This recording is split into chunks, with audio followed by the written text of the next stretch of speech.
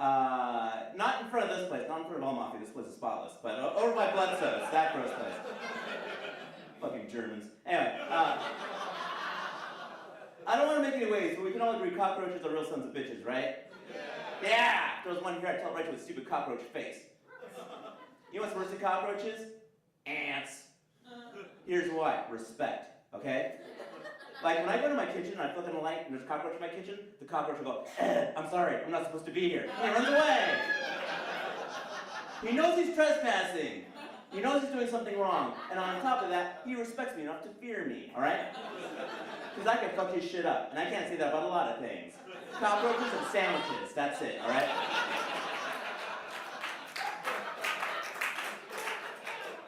Ants, on the other hand, when I go to my kitchen, I fucking light and there's ants, and I dump my dust, I'm just stealing your shit, picnic baskets, jugs of lemonade, watermelon. Like, fear me! Like, nope. I'm not a wuss, alright? I man up. So what I do, I just lick my finger and take them out one by one, just... And they don't care. Like, if you're hanging out with your friend, and the huge finger squashes your friend, you're gonna be like, crap, giants, and run away. With ants, you can kill her best friend right in front of them, and it's like, sucks for Steve, gotta serve the queen.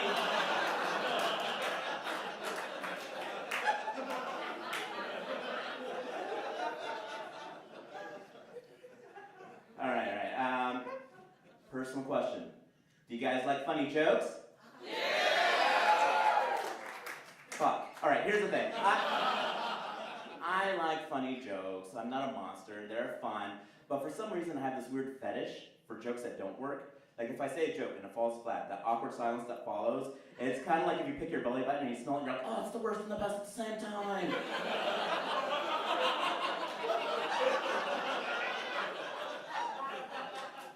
Case in point, every time I go to Trader Joe's and they ask me if I want to buy a bag for 10 cents, I will always say, I deserve it.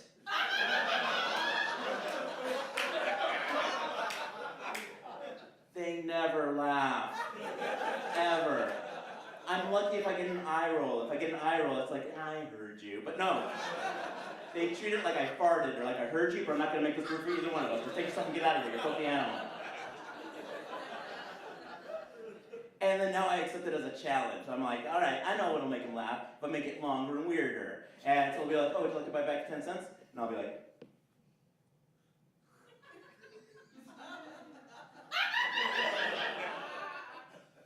yeah, I deserve it. Still nothing.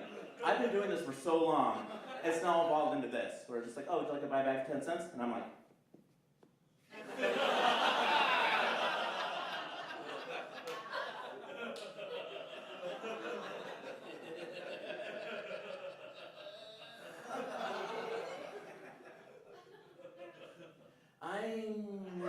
I'm gonna need a minute.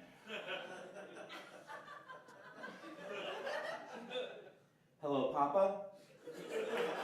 It's me. Don't hang up.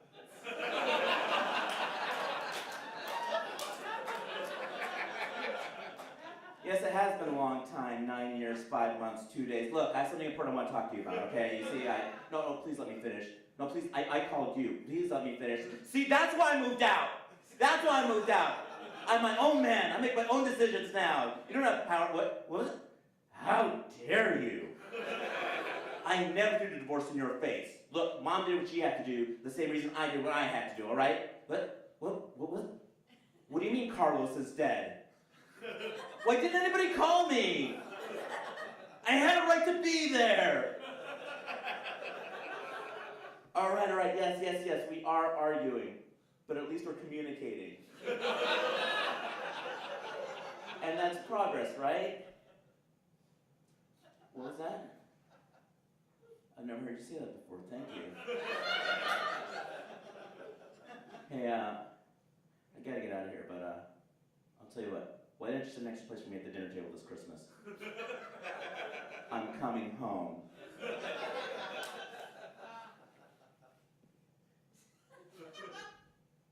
Yeah, I deserve it.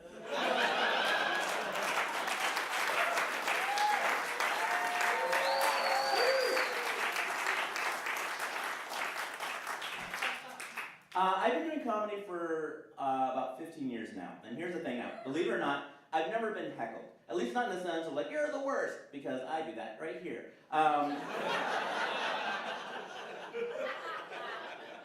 What I have had is like the person in the audience that's like super drunk and it's like, I'm helping, and I'm like, no, you're not. And I've thought about like the only thing worse than someone that's like being mean in the audience or someone that's drunk demanding attention would be if someone in the audience was just giving constructive criticism. So like if I was up here and I was just like, and those are my opinions on internet dating, and then someone in the audience is like, I really enjoyed the premise. I would like to see you go grind it out at a few open mics. I want to see what you do with it in 2 weeks.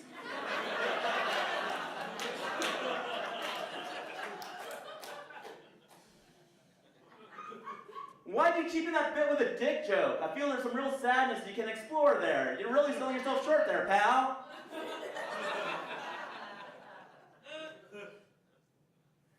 You're so much more than a fat comic. I mean, you're not even really that fat. Make people that are really obese feel weird. You know, if you just change your diet and did some cardio, you can stop doing material about being so lonely. You can do it, pal.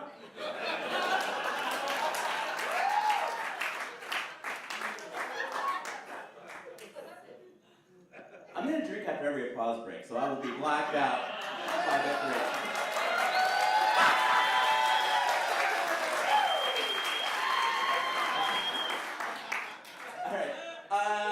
Fun fact about me, I moved down here the day after I turned 21, okay? And now I'm very, very, very 21. And I've noticed a lot of changes in me since then. Like, for instance, like, my needs have changed. My needs, when I was 21 in LA, were just like, yeah, LA, bunch of hot chicks, all right? And now my needs in LA at my age are just like, yeah, LA, this weather's so good for my joints.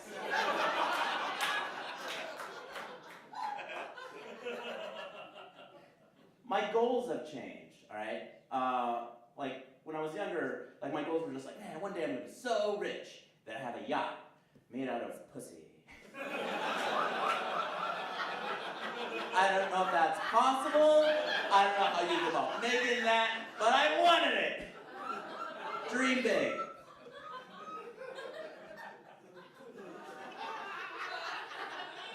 Now my goals have changed where I want to be like, I want to be so rich that I can eat at a restaurant that's kind of busy and not ask, I wonder if you're hiring. I at least want to be able to go into a remodeled Walgreens and not go, oh, this is nice.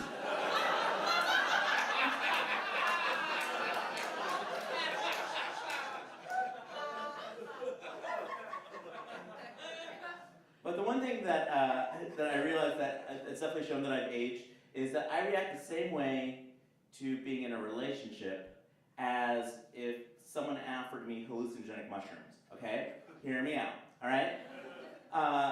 Because if you had asked me in my 20s, if you had offered me like a girlfriend or mushrooms, my reaction would be like, hell yeah, all up in my face, yum yum yum, it's my favorite, all right? I was very mature even back then. If you asked me, now at my age, if you offer me mushrooms or a girlfriend, my reaction is, I'm not sure my body can handle it. I had a really bad experience the last time.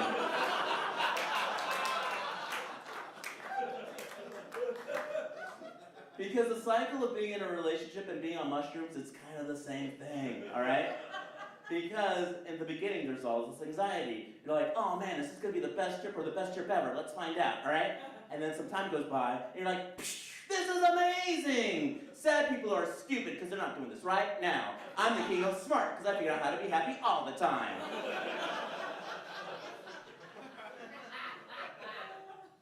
And then some more time goes by, and then you're just alone in the bathroom just seeing yourself in the mirror going, why won't this end? I will pay any amount of money to make this stop. I don't like who I am anymore. I feel like everybody hates me. And then gradually it all just fades away. And then you feel stupid because everything that was beautiful in the world was just something your mind made up because it wanted it. And then you're like, oh man, I'm I'm never going to do that again for at least a year. I'm not saying don't do it, just if you are going to do it with the right people, right?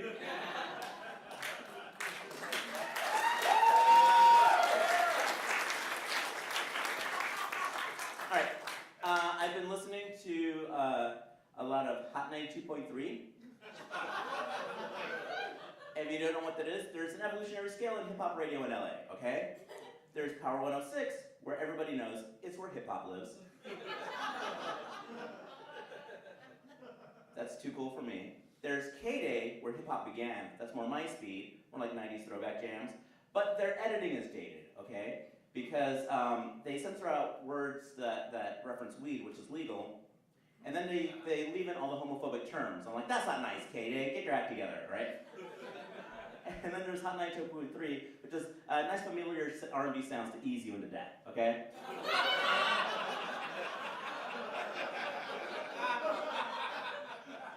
They play a lot of Michael Jackson on Hot 92.3. We can all agree it's fun to tap your toe to that. But I didn't realize how many songs Michael Jackson has where he references having a 9 to 5.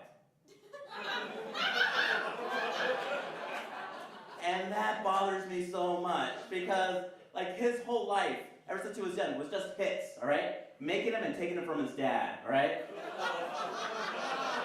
It happened. I didn't do it.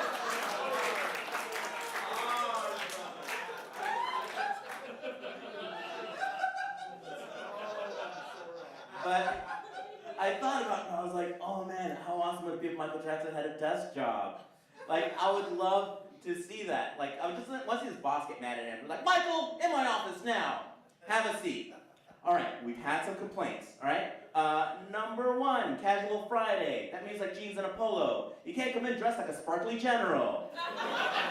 It's distracting. Number 2, like you're still a temp. You can't take 2 weeks off for your surgeries. You don't even look like the guy in your badge anymore.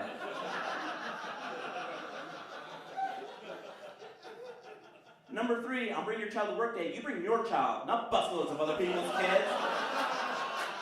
We don't have that much cake in the break room.